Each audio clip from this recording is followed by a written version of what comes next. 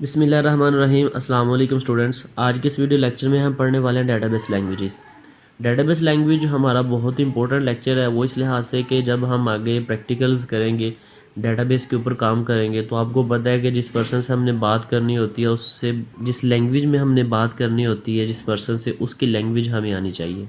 ठीक है, अगर जिस चीज़ से हम बात करना चाह रहे हैं अगर उसकी हमें लैंग्वेज ही नहीं आती तो हम उससे फिर बात नहीं कर पाते। ठीक है, तो इसीलिए जो हमारी डेटाबेस है, डेटाबेस से डाटा जो है वो कैसे उसके अंदर डाटा इंसर्ट करना है, कैसे डाटा जो है उसको डिलीट करना है, अपडेट करना है, कैसे सर्च करना है, मतलब जितने भी हमने काम करने हैं अपनी डेटाबेस के साथ, और जिस लैंग्वेज में वो डेटाबेस जो है हमारे साथ इंटरेक्ट करती है, जिस जो लैंग्वेज वो समझती है, जिस लैंग्वेज में उसको जो है वो बनाया गया है, तो वो लैंग्वेज जो है वो हमें आनी चाहिए ताकि हम उसके साथ जो है वो इंटरेक्ट कर सकें और उसके अंदर जितने भी जो वर्क हैं, जो काम है, वो हम करवा सकें। ठीक है, तो इस लिहाज से हमारा आज का लेक्चर जो है बहुत ज़्यादा इंपॉर्टेंट है। तो सबसे पहले हम देखते हैं कि इस लेक्चर में हम क्या कवर करने वाले हैं। What you will learn from this session. इस सेशन से हम क्या लर्न करेंगे? The purpose of database languages का पर्पज़ क्या है, यूजर सिनेरियो क्या है इनका, कंपोनेंट्स ऑफ डेटाबेस लैंग्वेजेस क्या है, एंड डेटाबेस लैंग्वेजेस कौन कौन सी हैं, और उसके बाद the most important SQL, structure Curie language. ठीक है, क्योंकि स्ट्रक्चर क्यूरी लैंग्वेज वो लैंग्वेज है जिसके अंदर हम जो है वो ख़ुद भी काम करेंगे, इसको हम खुद भी यूज़ करेंगे, और मोस्ट वाइडली जो है वो स्ट्रक्चर क्यूरी लैंग्वेज जो है वो यूज़ की जाती है। और भी काफ़ी लैंग्वेजेस हैं लेकिन मोस्ट इंपॉर्टेंट जिसके ऊपर ज़्यादा काम किया जाता है, जो ज़्यादा एफिशिएंट है, ठीक है, वो हमारी स्ट्रक्चर क्यूरी लैंग्वेज है।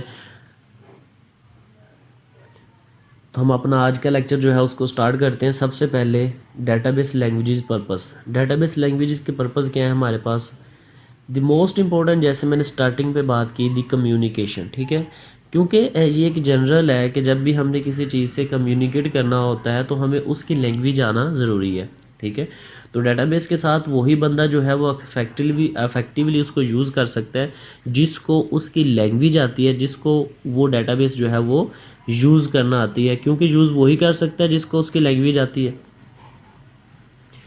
तो सबसे पहले the purpose of a database language is to communicate with DBMS, to is with DBMS. ठीक है, डीबीएमएस डेटाबेस मैनेजमेंट सिस्टम जो हमारा यूज़ होता है डेटाबेस से डाटा गेट करने के लिए, डेटाबेस के साथ कम्युनिकेट करने के लिए हमारा जो है वो डीबीएमएस यूज़ होता है। तो टू रिट्राइव डाटे को रिट्राइव करने के लिए, मतलब जो हमने डाटा सेव किया हुआ है उसको वापस लेने के लिए डाटा, उसके बाद ऐड डाटा ऐड करने के लिए, डाटा मॉडिफाई करने के लिए, उसमें कुछ चेंजिंग करने के लिए, and the delete the data delete करने के लिए।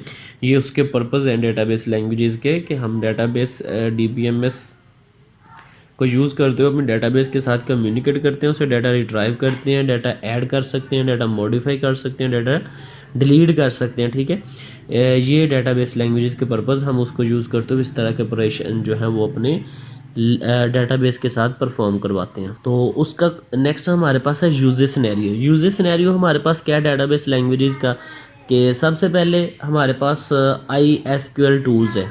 ठीक है, I S Q L tools means के वो लैंग्वेजेस जो हम यूज़ करते हुए अपने डेटाबेस के साथ इंटरेक्ट करते हैं, उसके अंदर नीचे आप अगर देखें तो यहाँ पर आपको लिखा नज़र भी आ रहा होगा, my S Q L command, S Q L lite, S Q L plus, I S Q L. ठीक है, माई एस क्यू एल आप लोगों ने यूज़ की होगी वेबसाइट वगैरह जब आप लोग बनाते हैं लोकल डोमेन्स के लिए, तो वहाँ पर माई एस क्यू एल जो है उसको यूज़ करते हैं डेटाबेस क्रिएट करने के लिए।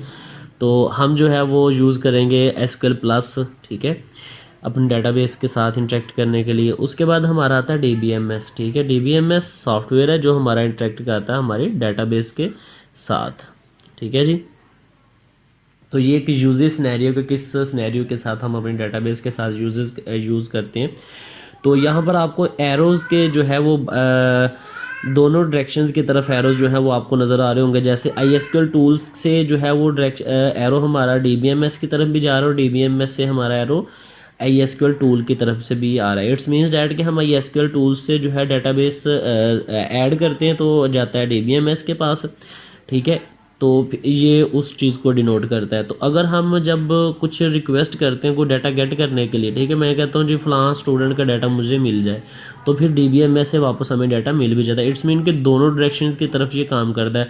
उसके बाद DBMS भी ऐसे कोई डाटाबेस में इंसर्ट करना हो, ठीक है, जैसे आपको ये नज़र आ रहा है कि DBMS भी दोनों तरफ जो है वो उसके भी एरो साइंस हैं कि अगर DBMS में हमने डाटा कोई इंसर्ट करना हो, ठीक है, तो भी हम कर सकते हैं, उससे फिर वापस डाटा रिट्राइव भी कर सकते हैं, ठीक है।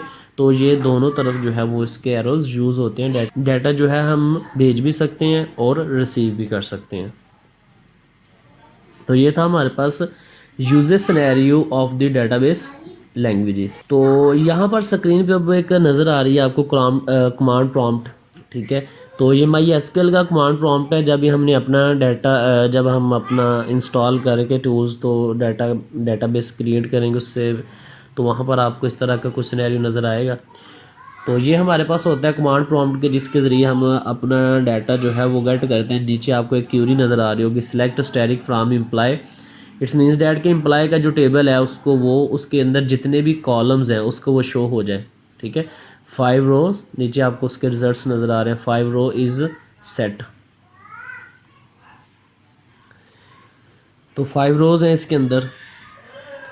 तो ये एक क्यूरी है डाटा एक टेबल्स को शो करने के लिए कि वो टेबल के अंदर जितना जो एम्प्लॉय का जो टेबल है उसके अंदर कितने रिकॉर्ड्स पड़े हुए हैं हमारे पास, ठीक है, तो वो उसको शो कर देता है।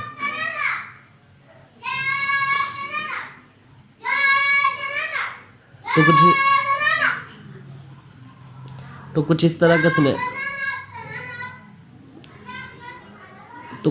का सिनेरियो जो है वो हम भी यूज़ करेंगे अपनी डाटाबेस के साथ कम्युनिकेट करने के लिए। तो ये जो है वो आपकी एक अंडरस्टैंडिंग है कि लैंग्वेजेस जो है वो कैसे कम्युनिकेट करती हैं डाटाबेस के साथ। तो आप लोग देख रहे हैं कि हम जो है वो क्यूरीज़ एक बनाते हैं, ठीक है, एक उस सिंटेक्स के अंदर के जो वो डाटाबेस को जो है वो अंडरस्टैंड करती है कि क्यूरी लगी हुई है select static from the employee, कि एम्प्लॉय के अंदर जितने भी कॉलम्स हैं जितना भी डाटा है वो हमें शो कर दे। तो नीचे आप देख रहे हैं कि उसके अंदर 5 रोज़ हैं, नीचे उसका रिजल्ट्स भी शो हो रहे हैं और ये 5 रोज़ आपको शो भी हो रहे हैं, जिसके अंदर 3 कॉलम्स हैं, employee number, employee name and department number, ठीक है। तो इस तरह से कुछ सिनेरियो जो है वो यूज़ होता है डाटाबेस लैंग्वेजेस के अंदर। नेक्स्ट यूजेज सिनेरियो है हमारे पास डाटाबेस लैंग्वेज का एप्लीकेशन, ठीक है। अब एप्लीकेशन यहाँ पे क्या है, एप्लीकेशन हमारे पास ये है कि जब हम डिफरेंट फॉर एग्जांपल हम वेबसाइट्स ओपन करते हैं तो वहाँ पर अपना एडमिशन फॉर्म फिल करते हैं, ठीक है। तो वो सारा जब एडमिशन फॉर्म फिल करने के ऊपर करने के बाद हम सेव के ऊपर क्लिक करते हैं या सबमिट के ऊपर क्लिक करते हैं, तो पीछे सारी क्यूरी चल रही होती है, वो सारा हमारा जो है डाटा ऐड हो जाता है हमारी डाटाबेस के अंदर, ठीक है। तब हम कोई स्पेसिफिक लैंग्वेज तो यूज़ नहीं कर रहे होते ना अपने डाटाबेस को अपने डाटा को सेव करने के लिए डाटाबेस के अंदर, ठीक है, लेकिन फिर भी डाटा सेव हो रहा है। तो वो हमारे पास डिफरेंट एप्लीकेशन है जो डिज़ाइन की गई हैं ऑलरेडी, उनके पीछे हमने क्यूरी लिख दी हुई है कि जब भी कोई पर्सन इस सेव के बटन के ऊपर क्लिक करेगा तो पीछे जो है वो ऐड की क्यूरी जो है वो चल जाएगी, तो डाटाबेस के अंदर डाटा जो है वो सेव हो जाएगा। तो डिफरेंट एप्लीकेशन आप मोबाइल ऐप्स भी यूज़ करते हैं, तो वहाँ पर भी आप लॉगिन करने के लिए पहले यूज़र नेम पासवर्ड लिखते हैं, तो भी आपका डाटा जो है वो ऐड होता है डाटाबेस के अंदर। तो डिफरेंट एप्लीकेशंस है तो जिसके ज़रिए हम जो है वो डाटाबेस ऐड करते हैं। अगर बाद में हमने कोई डाटा चेक करना हो अपना कि हमारा डाटा जो है वो क्या क्या सेव हो चुका है, तो उसको हम जो है वो चेक भी कर सकते हैं। तो इस लिहाज से ये जो एप्लीकेशन का एक यूज़र सिनेरियो जो है वो दिखाया गया जो आपको स्क्रीन पे नज़र आ रहा है। तो बाकी same as it is DBMS हमारा एक इंटरमीडिएट सॉफ्टवेयर है जो हमें डाटाबेस के साथ इंटरेक्ट करवाता है और डाटाबेस गेट करते हैं। इसके बारे में हम डिटेल में पहले जो है वो पढ़ चुके हैं। नेक्स्ट है हमारे पास डाटाबेस कंपोनेंट। डाटाबेस कंपोनेंट भी एक इम्पोर्टेंट है डेफिनेशंस के लिहाज से भी और MCQs के लिहाज से भी। इसके अंदर कुछ मेन पॉइंट्स हैं हमारे पास DDL, DML एंड DCL, ठीक है जी।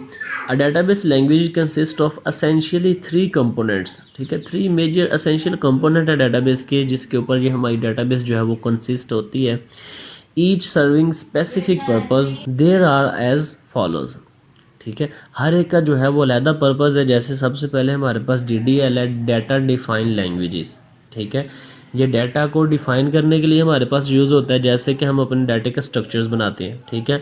मतलब जितना भी हम डाटाबेस बनाएंगे उसको डाटाबेस के अंदर डाटा ऐड करने से पहले जितना भी हम उसका स्ट्रक्चर डिफ़ाइन करेंगे, कितने कॉलम्स होंगे, कितने रो होंगे, जो कॉलम्स होंगे अंदर जो कॉलम्स के अंदर एंटिटीज़ होंगी उनके नेम्स होंगे, वो किस टाइप के होंगे, नाम होगा, रोल नंबर होगा, employee name, department number, its mean that कि उसकी सारी डेफिनेशन हम पहले डिफ़ाइन कर देते हैं उसके अंदर, ठीक है, कि क्या क्या चीज़ें जो हैं वो इसके अंदर, उसके कॉन्स्ट्रेंट्स वगैरह, उसके स्ट्रिक्टनेस वगैरह, ठीक है, कि मतलब सारी डाटा सेव करने से पहले जो एक स्ट्रक्चर टाइप डिफ़ाइन करते हैं वो सारी हमारी डाटा डेफिनेशन लैंग्वेज के अंदर आता है।